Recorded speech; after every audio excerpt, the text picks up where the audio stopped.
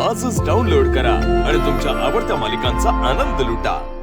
स्वामीनिष्ठा सिद्ध करायला गेलो तर मुलीचा बाप म्हणून नालायक ठरतो मी, आणि माझ्या मुलीची बाजू घेतली तर खाल्ल्या मिठाला फसवतोय मी।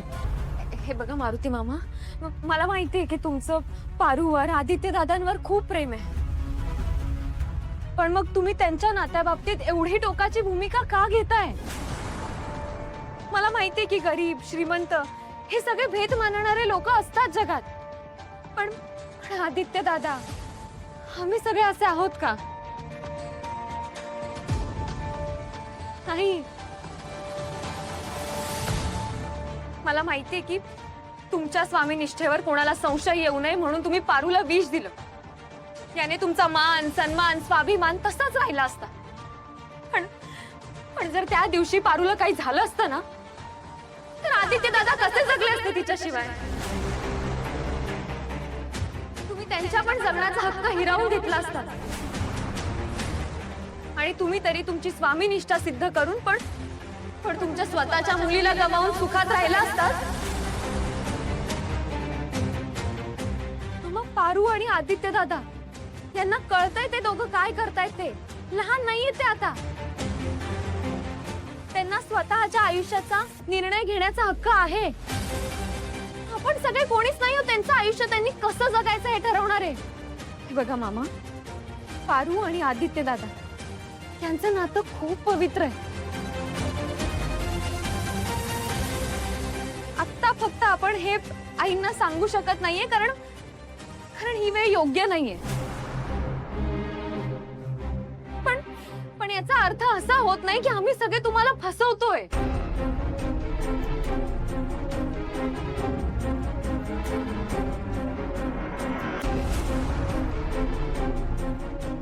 काय करून बसलो मी हे काय करून बसलो? अरे देवा, कुठल्या धर्मसंकटात अडकवलंय मला? एका बाजूला माझ्या मुलीचं प्रेम आणि एका बाजूला माझी स्वामीनिष्ठा सिद्ध करायला गेलो तर मुलीचा बाप म्हणून नालायक ठरतो मी, आणि माझ्या मुलीची बाजू घेतली तर खाल्ल्या मिठाला फसवतोय मी। अरे मग माझ्यासारख्या फाटक्या बापानी करायचं काय?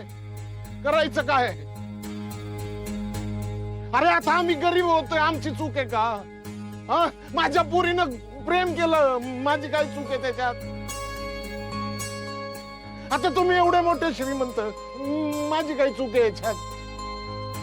अरे कोण श्रीमंत, प्रतिष्ठा, समाजाने ना अशी फुटपट्टी लावली आहे मोजमाप करायला, मग गरीब माणसाने करायचं काय? काय करायचं काय गरीब माणसाने? नाही बघा, माझ्या आता लक्षात आलंय, मला सगळं कळतंय। बस माझ्या हातात ठरलंय, तुम्हाला काय करायचं ना तुम्ही करा। तुम्ही शांत हो। आजपासून ह्यो मारुती काही बोलणार नाही, एकदम तोंड बंद ठेवणार। तुम्हाला करायचं ते करा, करायचं ते करा।